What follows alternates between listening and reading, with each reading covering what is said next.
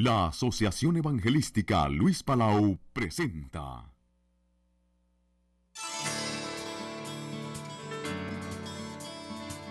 Instituto Bíblico de Superación Ministerial, Dr. Luis Palau. Muchos saludos, mis queridos consiervos en la obra del Señor. Les saluda Luis Palau con el placer de presentarles esta serie de estudios de superación ministerial en un curso de videocassettes especialmente preparado. Un curso bíblico avanzado, ágil y ameno, con un manual guía y libros de apoyo que le darán una nueva visión, que ampliarán sus conocimientos y que le otorgarán en forma práctica una gran cantidad de elementos que edificarán su vida y ministerio cristiano. Hoy vamos a estudiar el curso Adolescencia y Juventud con nuestro amigo el profesor Daniel Bustamante. Desde su temprana juventud ha tenido un amor especial por la juventud y por eso se lo acaba de nombrar director de Juventud para Cristo para todo el continente latinoamericano. Él ama la juventud, ha enseñado, aconsejado, ha escrito sobre la juventud, y quién mejor que él para enseñarnos acerca de la adolescencia y la juventud desde la perspectiva bíblica. Con ustedes, mi amigo, el profesor Daniel Bustamante. Con ustedes, el profesor Daniel Bustamante, con la clase Ministerio a los Adolescentes y Jóvenes 1. Las clases que vamos a tener aquí tienen que ver con un ministerio juvenil. El ministerio juvenil es uno de los ministerios más difíciles que nosotros podemos enfrentarnos. Lo que ustedes van a recibir es aquí el resultado de más de 39 años de experiencia. Y vamos a tratar de ver con la ayuda de la Biblia el consejo de Dios para poder apoyarnos y hacer un ministerio efectivo que realmente busque la gloria de Dios. Yo voy a tratar de leerles muchos de los conceptos que ustedes van a recibir hoy aquí. Y lo voy a hacer porque hay mucho para decir y tenemos poco tiempo de grabación. Entonces lo que vamos a hacer es entender qué es la introducción de este ministerio. Cuando nosotros nos vamos a enfrentar a un problema cualquiera que sea, vamos a evaluar el problema, vamos a evaluar el tamaño del problema para poder enfrentarlo y darnos cuenta qué es esa realidad y cómo podemos hacer para vencer a ese problema con el que estamos enfrentándonos. No hay posibilidad de llegar a la solución de algo si primero no evaluamos la realidad del tema, porque a veces la realidad supera la imaginación que nosotros podemos tener de un tema. Es muy importante saber que tratándose de la vida espiritual hay una importancia mayor en cuanto a esto, pero nosotros contamos con una ventaja, y la ventaja es que nosotros tenemos un Dios que está escuchando nuestras oraciones. La ventaja es que nosotros contamos con la oración para pedirle a Dios que Él nos ayude a enfrentar la realidad del problema que vivimos. Tenemos la palabra de Dios para aconsejarnos y tenemos la mano de Dios para trabajar en que nosotros encontremos la solución al problema. Esta es la introducción, la realidad. La realidad es que este es uno de los ministerios más descuidados de la iglesia. A veces no tanto porque la iglesia no quiera cuidar de un ministerio juvenil, sino es que no sabe cómo hacerlo o no puede encontrar la solución a este tema. Yo tengo anotados algunos puntos que son muy importantes. El primero es que hay una urgencia en la parte pastoral de encontrar soluciones a los problemas de nuestros pares, o sea, las personas mayores. Esa es una de las dificultades para entender la realidad de la urgencia del trabajo con los jóvenes. Otra de las razones es el hecho de no saber reaccionar frente a las actitudes de los jóvenes. Muchas personas se sienten frenadas y no se sienten capaces porque dicen, los muchachos reaccionan de una manera que uno no sabe qué decir o cómo actuar. ¿Por qué? Porque queremos llegar a tener la mejor respuesta para ese joven. Y como no la tengo, entonces prefiero no meterme con ese problema para evitarme un problema. Pero hay maneras como enfrentar el tema. El tercer punto es la incapacidad de no soportar sus desplantes. ¿Qué quiero decir con esto? Muchas veces los jóvenes nos fallan, muchas veces llegan tarde, muchas veces dicen que van a venir y no vienen, y hay un montón de actitudes que están reñidas con la misma educación del joven y de las personas mayores. Entonces esos desplantes, esas actitudes, no sabemos cómo enfrentarlas para poder ayudar al joven. Entonces ese es un motivo para que nosotros no nos animemos a trabajar con ellos. El cuarto punto, o punto D, como ustedes quieran llamarle, es no conocer sus necesidades reales. Muchas veces nosotros no conocemos las necesidades del joven, pero las reales, conocemos las que nosotros sufrimos cuando éramos jóvenes, pero los tiempos cambian, los jóvenes de hoy se enfrentan a situaciones que nosotros no nos enfrentábamos, a un mundo más descarado, menos respetuoso de los valores morales, menos respetuosos de las tradiciones, y entonces a nosotros nos desubica y no nos permite conocer cuáles son sus necesidades reales. Nos preocupa y no queremos trabajar con jóvenes por la sinceridad de sus respuestas. Yo acostumbro a decir muchas veces que el joven no responde, el joven escupe su respuesta. ¿Entienden? Si ustedes le hablan de cómo está vestido, el muchacho reacciona de una manera que usted no la esperaba y se lo tira, se lo golpea en su cara, en su rostro, y usted siente el impacto. Y no le toque a sus amigos, porque en cuanto usted le tocó a sus amigos, atájese, porque ahí viene la andanada de esa respuesta que usted no esperaba. Otro de los puntos es la agresividad. Yo no quiero trabajar con alguien que esté agrediéndome. Y el joven está permanentemente compitiendo con los adultos y quiere demostrar que él sabe más. Y en su manera, en su forma de tratar de demostrar que sabe más, resulta que el muchacho comienza a ser agresivo.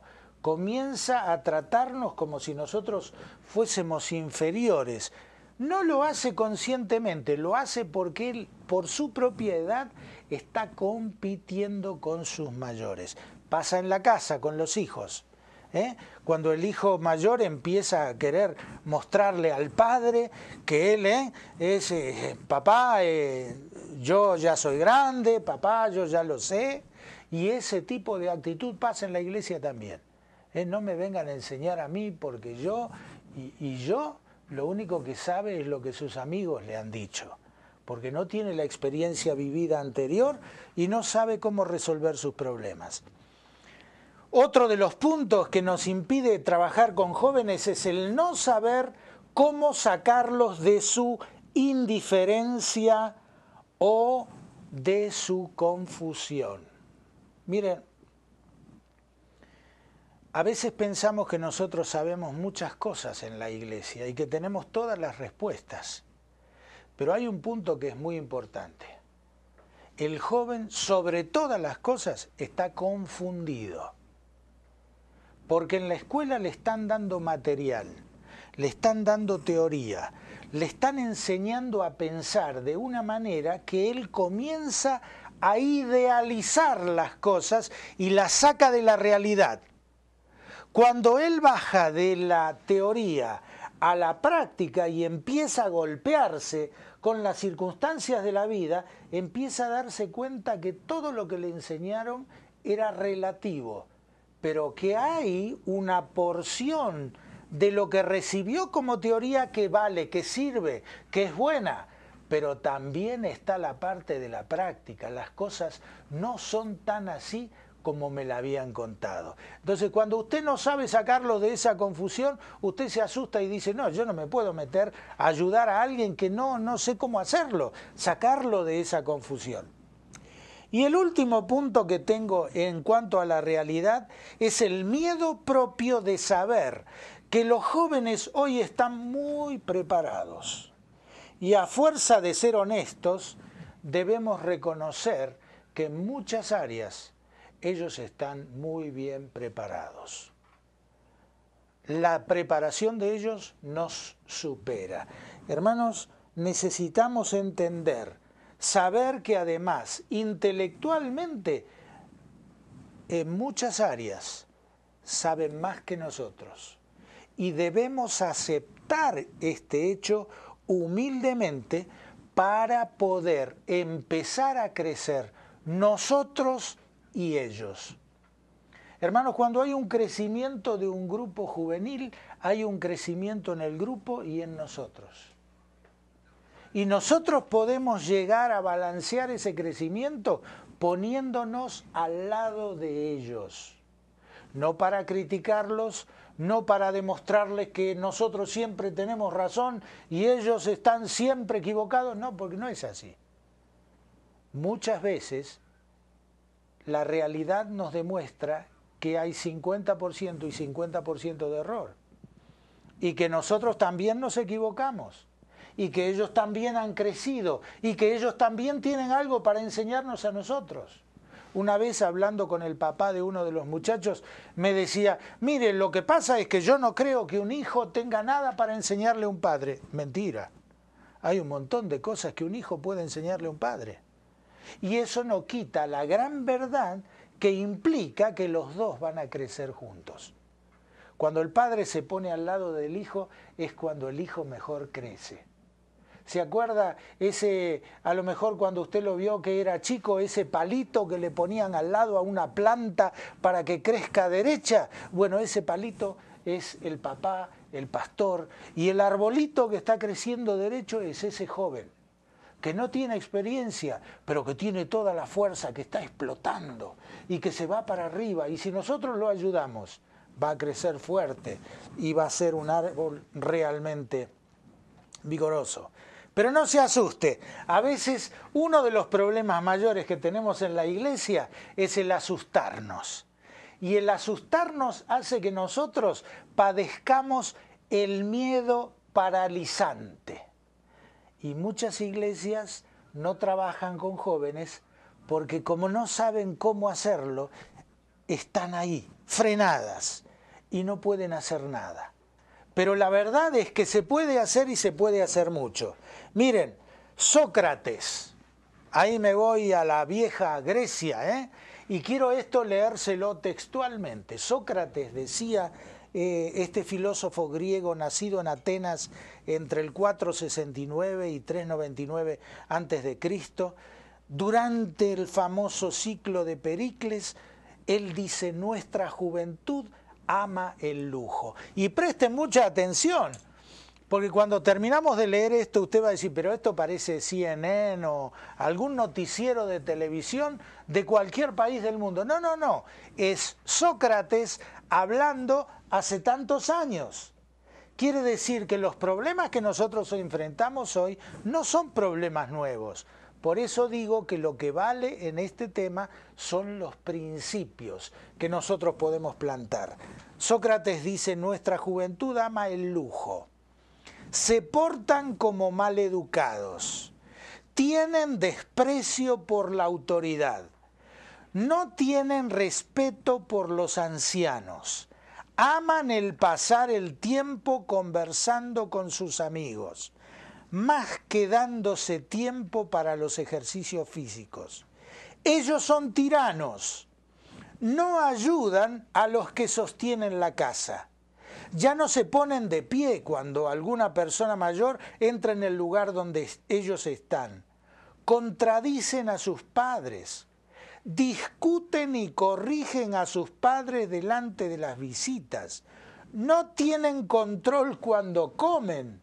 Lo hacen como desaforados. Dejan todo tirado y desordenado. tiranizan a sus maestros y profesores. ¿Les suena conocido?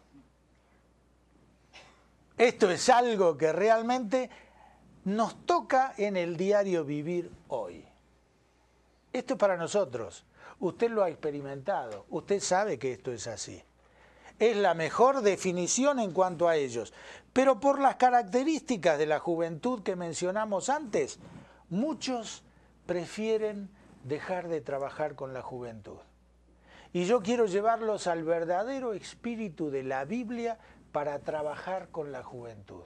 Y esto está en Oseas 11:1.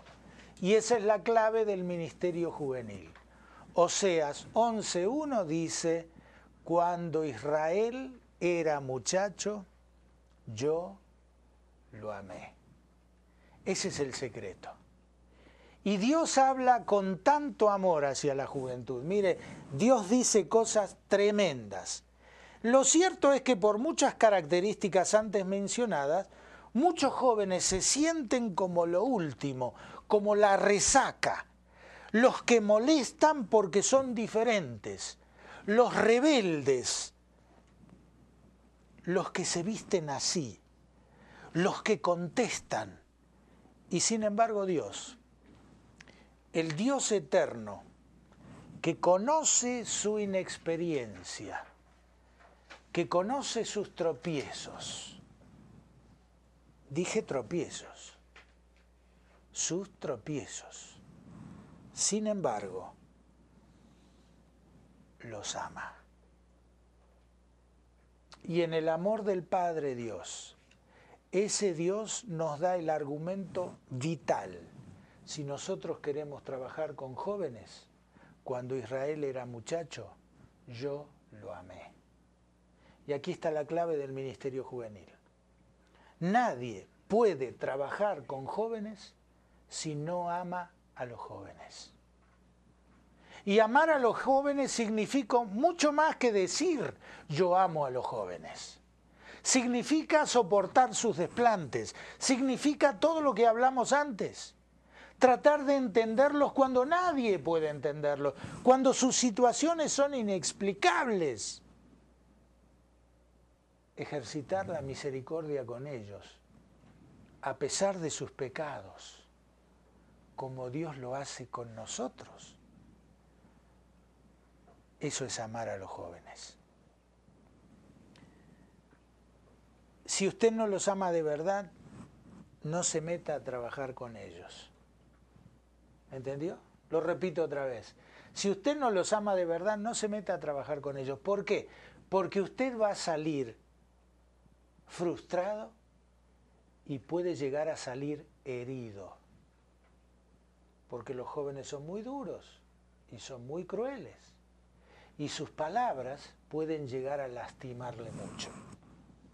Dios se preocupa más de la adolescencia y la juventud de lo que muchos piensan.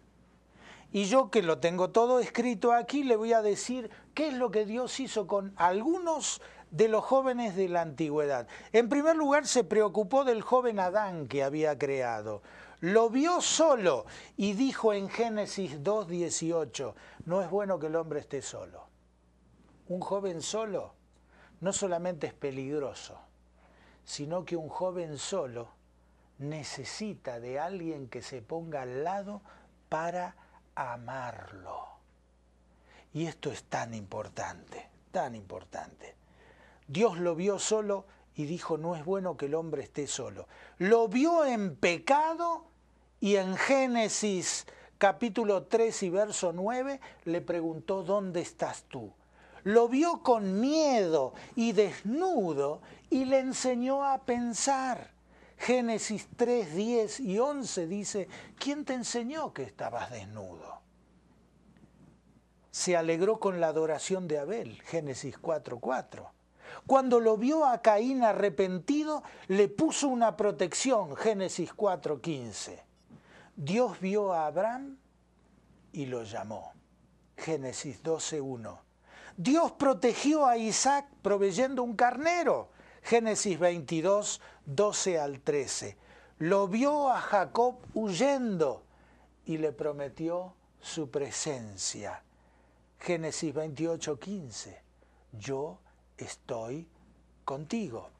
A José le dio una visión que él no podía explicar y a pesar de la envidia y los celos de los hermanos, Dios lo usó para preservar a su nación, a su pueblo. Génesis 45:7. Lo encontró a Moisés apacentando las ovejas de su suegro en Éxodo 3:1 al 12 y lo usó para la liberación de su pueblo. Después de la muerte de Moisés, habló al joven Josué. Josué 1:1 le demandó esfuerzo y valentía para liderar a su pueblo. Después del pecado de Israel, Dios llama a Gedeón y lo envía a salvar a su pueblo. Jueces 6:14. ¿No te envío yo? Es Dios el que está enviando. Y así podemos seguir a través de toda la Biblia encontrando jóvenes a quienes Dios, en primer lugar, amó y en segundo lugar, utilizó. Esto constituye la visión. Y para algunos la visión es una cosa, para otros es otra, pero la visión es el conocimiento que Dios da sobre una necesidad. A la visión le sigue el llamado. Y al llamado le sigue el ministerio. Y al ministerio le siguen los frutos. Si ustedes quieren, se lo puedo repetir. A la visión le sigue el llamado, al llamado le sigue el ministerio, y al ministerio le siguen los frutos. Cuando hablamos de estos términos, algunos hermanos difieren en el concepto de apreciación. Lo que para algunos es una visión, para otros es un ministerio.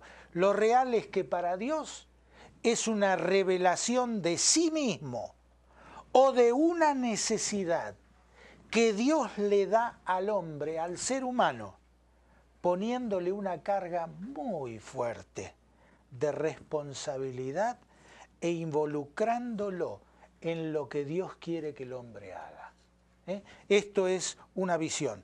Dios siempre busca hombres, Dios siempre busca seres humanos para revelarles algo.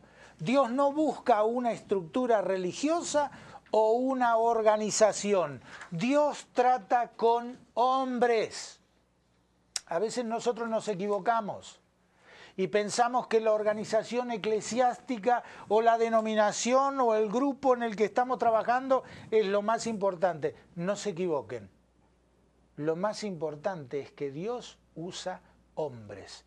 Y Dios nos va a usar a nosotros, estemos aquí, estemos allá o estemos en algún otro lugar, porque Dios llama y usa. Y si usted ha escuchado su llamado, Dios le va a usar, porque Dios lo llama a usted en forma personal. Luego viene el resto del llamado, Dios lo confirmará a la iglesia, a los demás, pero Dios llama a hombres.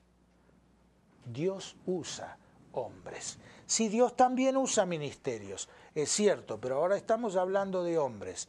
Dios no busca gente que esté vagando. Dios busca gente que esté activa en su obra.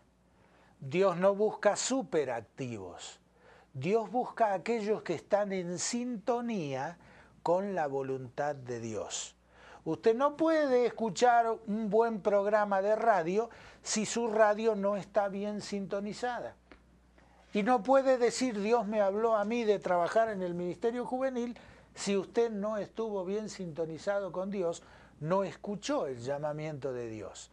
Hay muchas cosas que nosotros podemos pensar y nos podemos equivocar en cuanto a este tema del llamamiento de Dios.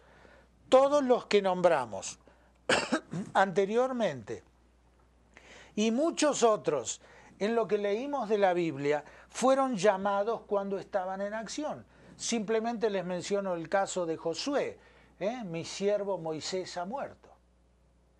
Josué, ahora te toca. Este es tu turno. Y hablamos también en cuanto a lo que Dios hizo con Gedeón.